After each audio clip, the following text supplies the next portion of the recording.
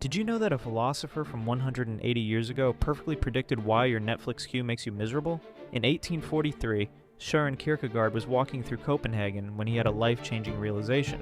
He called it the dizziness of freedom. That sick feeling you get when facing too many choices. Think about it. You have 50 streaming services, thousands of career paths, endless dating apps. Your ancestors had maybe 3 job options and married someone from their village. They were happier.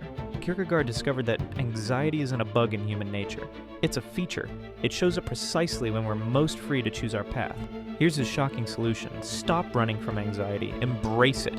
When you feel that familiar dread scrolling through options, pause. That anxiety is your authentic self trying to emerge.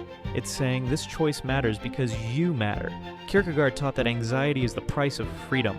But when you lean into it instead of avoiding it, you discover who you really are. Your anxiety isn't your enemy. It's your compass pointing toward authentic living.